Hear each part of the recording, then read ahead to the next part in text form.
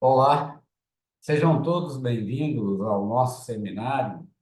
Hoje nós vamos falar sobre a constituição do pensamento em psicanálise e os perigos da razão, né?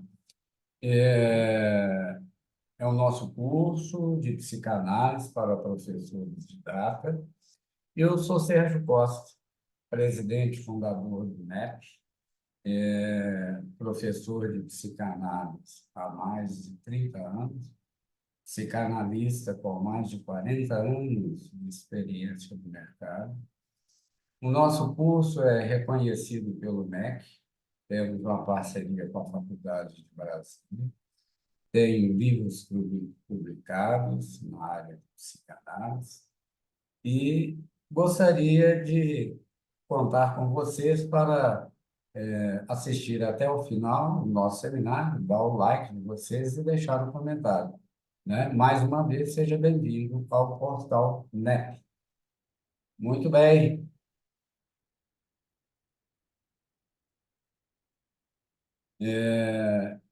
A linguagem externa passa a se organizar de forma diferenciada devido à sua nova estrutura e função. Essa etapa de linguagem é identificada como linguagem egocêntrica, né? A linguagem infantil, e tem especialmente a função de organizar as ações da própria criança, mas ainda é manifestada de forma de linguagem social, ou seja, a criança ela tende a um esforço muito grande a se comunicar, até pela exigência dos pais, né, de uma forma lúdica, né? Fala papai, fala mamãe, por aí vai, titio, vovô. E a gente vê aquele esforço da criança em entrar no mundo da linguagem para se comunicar, para pedir o que ela quer, o que ela deixa de querer, por que está sentindo dor, né, onde está. E para muitas crianças isso pode se tornar um trauma, né?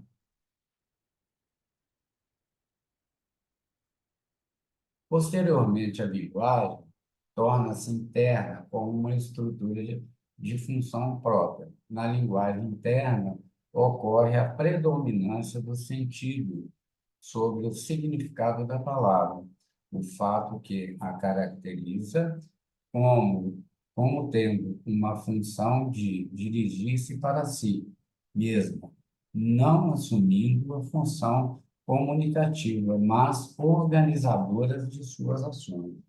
Então, ao escutar a si próprio, ao apreender e aprender a denominar as coisas, tipo caneta, bico, mamãe, papai, essa criança ela começa, então, a construir os significantes de todos os objetos que ela vai aprendendo e aprendendo, né? Então, aí, é daí para frente que começa a criar, né, a ontologia e a história do ser, né, daquele ser falante, que antes falavam dele, e para ele, e por ele. Agora, esse ser quer falar, né? A ontologia, enquanto estudo do ser, questiona a natureza da existência e da realidade. A história do ser, portanto, não é apenas uma cronologia de eventos ou existências, é uma tapeçaria rica de experiências, interações e percepções que formam a essência de como os seres se entendem e compreendem o mundo ao seu redor. Então, papai, mamãe, vovô, tio, coleguinhas, irmãzinha, né? Meu brinquedo, meu quarto, minhas coisas, tá? A identidade do indivíduo ou de uma comunidade é, assim, profundamente enraizada em seu contexto ontológico, moldada por suas experiências históricas e pelas narrativas que os seres constroem sobre si mesmo e sobre o mundo, epistemologia e construção do conhecimento.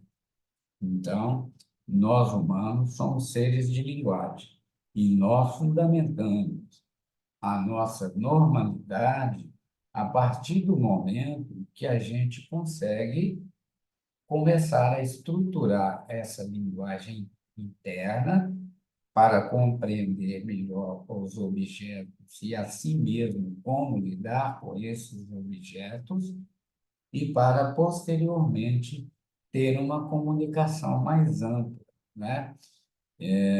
Uma comunicação mais ampla com os que estão à nossa volta. Então, é aí que o ser humano começa a se inserir na linguagem e no mundo social e dentro de uma normalidade. Ao explicar o movimento de interiorização, percebe da linguagem pela criança, identifica diferentes tipos de linguagem que combinam na constituição do pensamento, que não precisa necessariamente da palavra para cumprir função realizadora. Ela se inicia assim pela linguagem social, na forma de linguagem externa, a qual tem a função primordial de possibilitar que a criança pequena tenha acesso aos códigos linguísticos que permitem a comunicação entre os membros de uma mesma cultura. Se isso não ocorrer, então vai estar instaurado a psicose, ou seja, a incapacidade de não falar, de compreender as coisas, e o recalque vai gerar como mecanismos de defesa os delírios, né? A- as crenças limitadoras, as conversas desencarrilhadas, né? Todos os mecanismos para salvaguardar aquele indivíduo que nas épocas primeiras, não conseguiu comunicar consigo próprio, ou seja, não conseguiu internalizar a linguagem. Então, repetindo, posteriormente, a linguagem torna-se interna, com uma estrutura e funções próprias. Na linguagem interna, ocorre a predominância do sentido sobre o significado da palavra.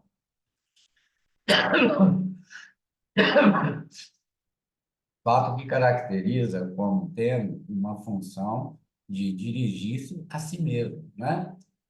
O que é o carrinho?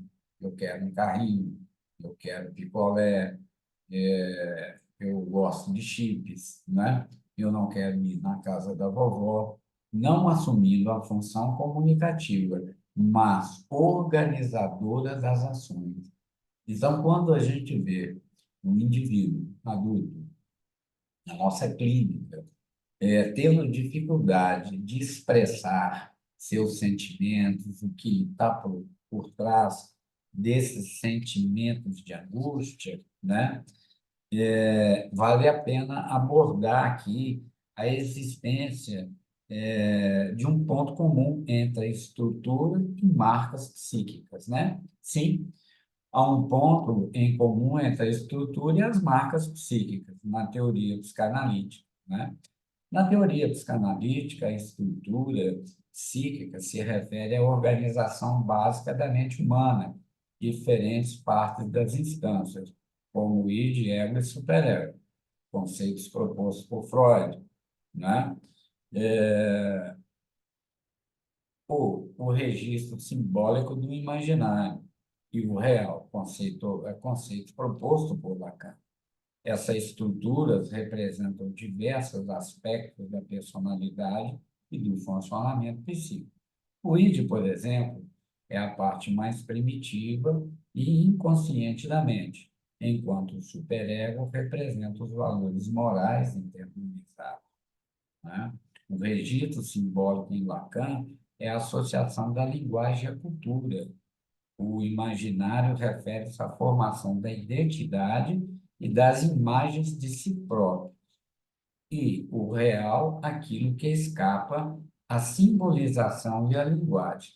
Então, Como eu havia dito no outro seminário, a questão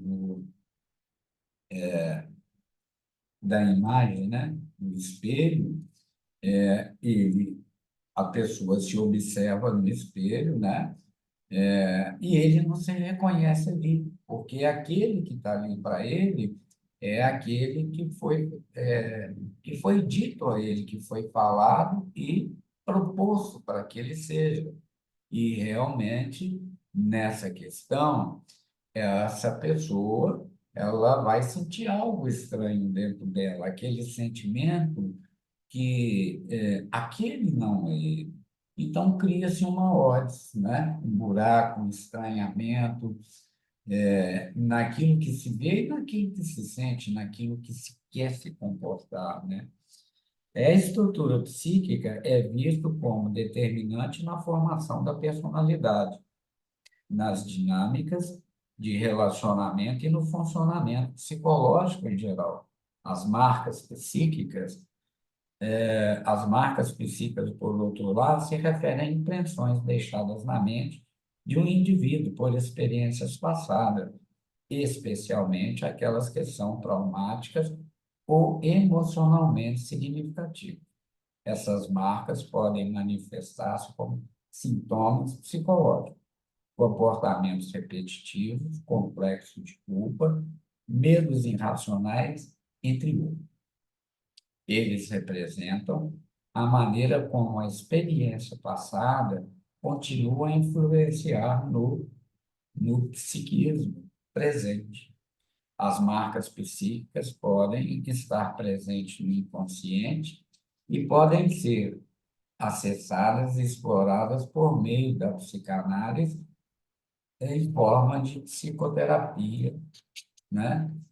Para trabalhar esse sentimento de o diferente, aquilo que marcou, aquilo que foi reprimido e aquilo que deseja se manifestar, que está o tempo todo querendo se manifestar. Acredito que um psicótico procura, sobretudo, a cena primitiva, não é? Ele volta, ele escuta algo aqui no momento, ele entra numa cadeia deslizante, onde é que cria um sentimento de conversa desencarrilhada, sentimento de errância, naquilo que ele vive. Ou seja, o real, ele é muito difícil de ser colocado em palavras, de ser traduzido em palavras. O real hoje aqui, ele nunca vai ser o real de amanhã, não é? Então, dentro desse trabalho, dentro da clínica, nós temos que trabalhar essas questões, né, da constituição do pensar e da constituição dos perigos que a razão levam o indivíduo a estar sempre criando situações de angústia, angústia gerando impulsividade, impulsividade gerando agressão.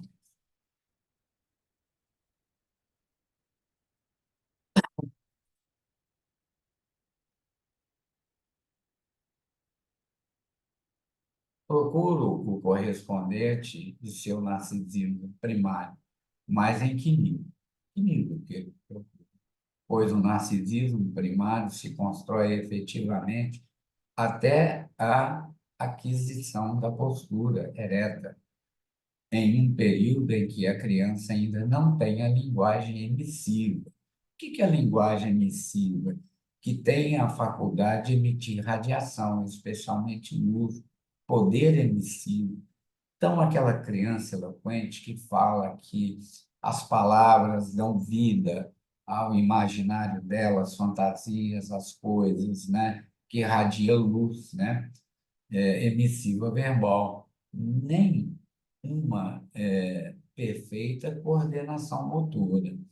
Então, é nesse momento que, principalmente, os terapeutas infantis eles têm que estar muito atentos como é que aquela criança se comporta na clínica, né?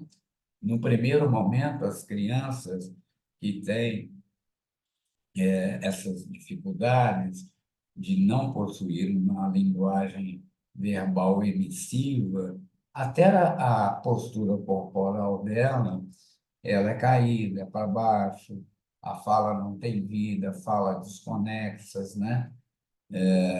E aí é que tem que ser trabalhado, no primeiro momento, o brincar na clínica, mas o brincar sem palavras. Apenas o brincar para sentir a criança, para sentir esse desamparo, para sentir a, o ressentimento que traz, a raiva, não é?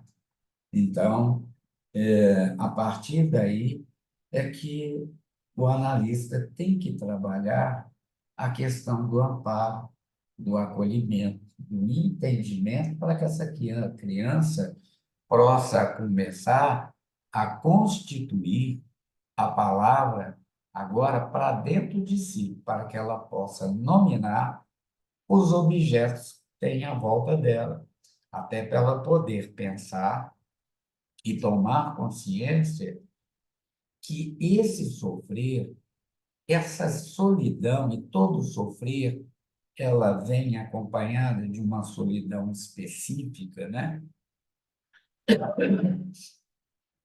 E muitas dessas crianças já começam até com um sintoma antissocial, onde é que elas pertencem a um mundo diferenciado, onde é que ela pertence àquela solidão própria, aquele jeitinho dela ficar chateada, amuada, né? Dentro do seminário que eu já havia dissertado sobre essa questão do amiguinho imaginário, né? O amiguinho imaginário, relembrando, nada mais é do que a criação do imaginário de uma pessoa onde ela possa falar das angústias dela, dos medos, dos maus tratos, do abandono, né? O perigo para aquele que procura ser o outro do psicótico, quer dizer, o psicanalista, é que ele também se arrisca a dissociar as bases de seu narcisismo primário, que integra as funções ativas e as funções passivas do isso. Que isso, né? Aquele ali, aquele não sou eu, né? Aquele é algo que falaram por mim, que fizeram de mim, né? Isso me faz pensar aquilo que acontece nos músculos antagonistas e agonistas, que devem atuar em conjunto para que possamos pôr em funcionamento o nosso organismo esquelético muscular. Ou então, seja, eu estico a mão, ponho a mão aqui em algo e tenho prego que cutuca a minha mão, imediatamente a minha mão é retirada pelo comando, não é? Então, é assim que eu percebo a incapacidade da apreensão da linguagem para dentro de si no primeiro momento, que é só captando a linguagem para si, que posteriormente, a partir do momento que ela cria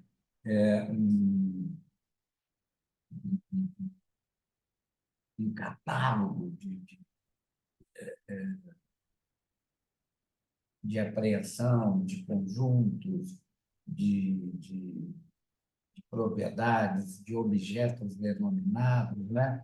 Um catálogo vasto de vocabulário, de entendimento, e aí isso aqui é uma boneca, isso aqui é um boneco, eu aperto aqui o botãozinho, ela fala papai e mamãe, a pilha acaba, eu tenho que pedir mamãe para trocar a pilha.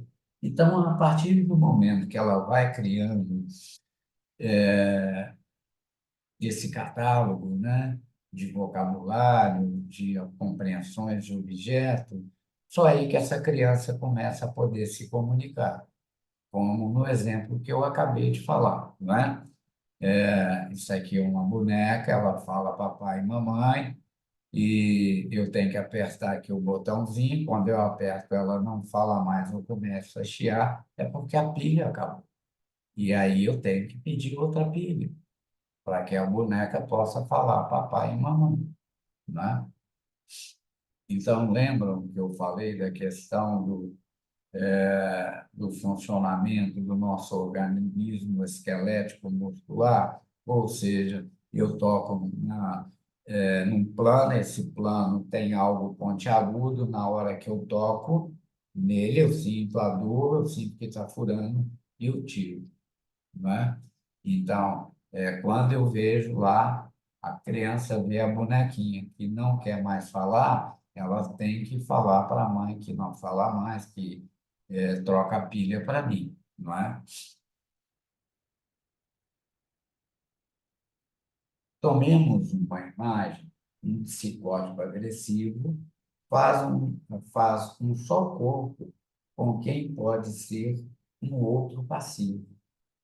E, inversamente, com seu outro ativo, quando ele próprio é movido por pulsões passivas, mas, seja qual for o psicótipo, a espreita de objetos parciais das funções eróticas, cujo aspecto passivo pode ser dissociado dos aspectos ativos.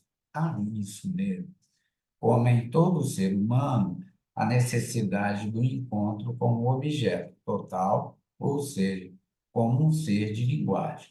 Então, quando num delírio, e nós sabemos que o delírio é da ordem do sexual ou do religioso, supondo que um psicótico esteja tendo um delírio, que um demônio esteja deitado à cabeceira da cama dele, falando em moralidades, naquele momento ele é aquele sujeito passivo. Após passar o delírio, ele se torna um sujeito ativo e agressivo. E ele pode surtar é, e ele pode agredir lá, seja sua mãe, seja com quem for, como que essa pessoa pudesse estar, inclusive, roubando os pensamentos dele, criando esse tormento, perseguindo ele, ou mandando até o próprio demônio perseguir.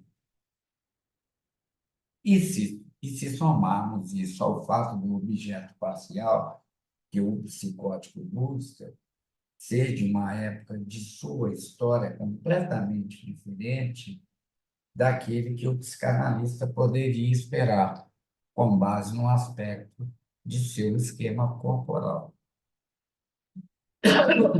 Então, quando eu dissertei e li para vocês ainda há pouco, e vale a pena a gente tornar a reler, até para fixarmos, né, esse entendimento da questão, né, que a história é completamente diferente daquela que ele chega contando para nós, né? Que o psicanalista poderia esperar com base no aspecto ou esquema corporal. Muitas vezes, o analista mais bem preparado e treinado, ele espera, assim, que o corpo se manifeste, né? E toda aquela manifestação corporal da psicose vai nos remontar a um período anterior, né? Então, repetindo, ontologia e a história do ser. Ontologia, enquanto estudo do ser, questiona a natureza da existência e da realidade. A história do ser, portanto, não é apenas uma cronologia de eventos ou de existência, é uma tapeçaria rica de experiências, interações e percepções que formam a essência de como os seres se entendem e compreendem o mundo ao seu redor. A identidade ao do indivíduo ao de uma comunidade e assim profundamente enraizado em seu contexto ontológico, moldado por experiências históricas e pelas narrativas que esses seres constroem sobre si mesmo e sobre o mundo, epistemologia e a construção do conhecimento. A epistemologia, por sua vez, estuda a natureza de origem e os limites do conhecimento, assim, a forma como o conhecimento foi adquirido, validado e transmitido, e, fundamentalmente, para a construção do saber. Essa construção depende de processos cognitivos, metodologia, metodologia e pesquisas práticas culturais e sistemas de crenças, que são todos influenciados pelo momento histórico e cultural em que ocorreu. A epistemologia, portanto, não é estática. Ela evolui à medida em que novas compreensões emergem e novas metodologias são desenvolvidas, paradigmas de épocas e de conhecimentos, né? Então, vamos supor uma família de, de 4 filhos, o terceiro filho, ele desenvolve uma estrutura esquizofrênica. Ao analisar esse conceito histórico, né, esse tempo, né, um estudo dessa cronologia, aonde esse indivíduo, né, pertencente a essa família, ela teve um período diferenciado do irmão que veio primeiro, do irmão caçula. Temos que olhar as condições e as variáveis de como estava passando e o que estava vivendo aquela família, aqueles pais, como essa criança foi recebida, se foi bem recebida, ou se foi enxatada, ou se foi rejeitada, e as condições que ela foi criada. Tá? Na psicose, a própria alteridade da linguagem que comparece em sua face mortal e invasora. Isso é, em dado momento, uma face heterogênea da própria linguagem de estudo do sujeito. E, a partir de então, ele escuta uma voz que fala coisas horríveis, dele para ele, como se fosse uma terceira, como um terceiro que falasse com ele. Então, é justamente naquele momento, lá na fase primeira dessa criança, que ela não introjetou a linguagem, que ela não deu conta de manifestar um momento de uma relação social através até de uma linguagem limitada. Eu quero brincar com o Paulinho, eu quero comer pipoca, eu não quero ir na casa da vovó. Então, essa criança, ela cria, então, a própria alteridade da linguagem. Alguém que agora passa a ser inquilino do imaginário dele e que vai falar para ele e que vai ser uma face mortal e invasora, que vai culpá-lo, que vai atiçá-lo a cometer uma agressividade contra o outro que não deu importância aos sentimentos dele. Né? Essa situação ela é muito específica e o filme que eu vou sugerir na Netflix, né? Escritos na Porta do Banheiro, tá? Assistam esse filme, vocês vão ver toda essa situação que eu falo aqui, um jovem esquizofrênico, aonde a mãe tem um novo companheiro e a relação dele com o companheiro da mãe bem significativa e alterada, aonde ele e, e os personagens que habitavam o imaginário dele falavam que ele queria matar ele, que o marido da mãe não gostava e que ele deveria matá-lo, que ele deveria atacar. Teve grandes problemas dentro da escola, foi expulso da escola. É um filme que vale a pena assistir, tá? E aí, aqueles que fazem um curso comigo, por favor, assistir para que a gente possa debater no próximo seminário. E convido a todos que assistirem esse seminário, quiserem dar continuidade ao estudo, é só ficar atento e vai ser depois colocado no YouTube. Desde os primórdios da psicanálise, ao traçar sua teoria sobre o funcionamento mental, Freud já realizava alguns estudos sobre a linguagem. Para o autor, o desenvolvimento da linguagem do homem passou a compreender diversidade do mundo e, assim, inventou maneiras para superá-los. Por exemplo, a pesquisa, a linguagem era considerada magia, pois os seus pensamentos pareciam onipotentes e ele compreendia o mundo pelo seu próprio eu. Então, realmente, a palavra, a linguagem, ela é mágica. A linguagem, ela pode nos elevar, ela pode se interiorizar. O homem se esconde pela palavra, pela linguagem, o homem se revela, né?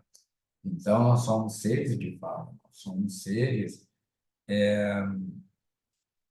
altamente sofisticados, que dependemos da linguagem para a compreensão de nós mesmos, do outro, compreender as nossas angústias, as nossas inferioridades, ok?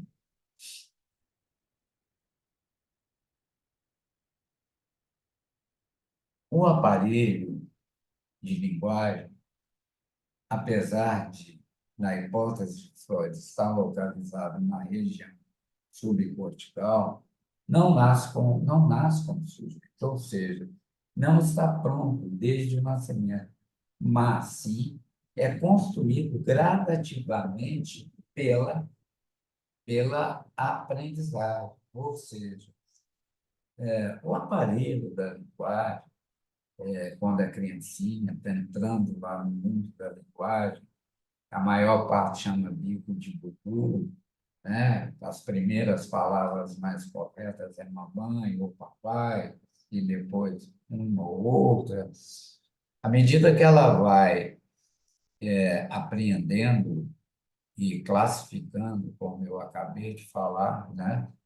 Que ela cria um cardápio de vocabulários, e quando cria-se um cardápio de vocabulários, é que aquelas expressões está denominadas dentro da cabeça dela, né? Tanto na forma conotativa e mais tarde na forma denotativa. Então, a importância dela ir aprendendo, dos pais dialogarem, dos pais ensinarem um vocabulário mais rico, mais adequado. Posteriormente, na época da escola, né? Na época da socialização, essa criança ser acompanhada, né? Ser amparada pelos pais, para que elas possam aprender a lidar, né? Com a apreensão da língua falada, da língua escrita, né? Estimulada, né? Isso é muito importante. E é aí que o aparelho de linguagem começa a se desenvolver. A linguagem se encontra num lugar concebido como uma totalidade, indivisível ou impossível de se fragmentar em, em centros. E, somente por isso, pode ser chamado de aparelho. Sua construção não é realizada sem a relação com o outro, mas uma relação com o outro aparelho de linguagem. Então, viram a importância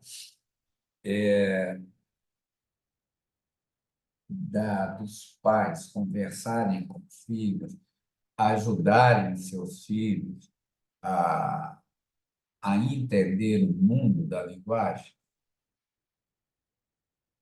a tomarem consciência de tudo que está à sua volta e de todas as possibilidades de objetos que têm à sua volta.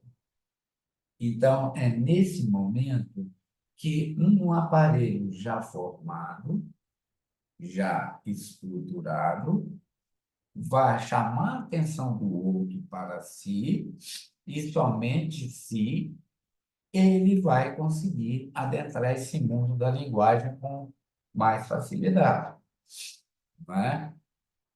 E aí é o momento aonde esse indivíduo, esse jovem indivíduo, ele está salvaguardado da esquizofrenia. Então, assistam esse filme lá no Netflix, né? Escrito na porta do banheiro, para que no próximo seminário a gente volte a falar, né? E vou voltar a estar falando, e agora nós vamos falar com mais compreensão e termos um debate em cima dessa constituição de pensar em psicanálise, ver os perigos da razão, né? O que é a razão. A razão é algo que, que vem sempre acompanhada e fundamentada em crenças limitadoras, crenças limitantes como queira, né? Eu tenho a razão, meu pai tem a razão. E sim, ao contrário, temos que trabalhar para que essas pessoas, esses indivíduos, eles possam começar a pensar. Eu quero terminar o meu seminário com a minha frase, né? O pior inferno é a incapacidade de pensar. Tá? Assistam, deixe seu like, deixe o comentário, ok? Isso ajuda o nosso canal. Espero estar com vocês em breve. Forte abraço a todos.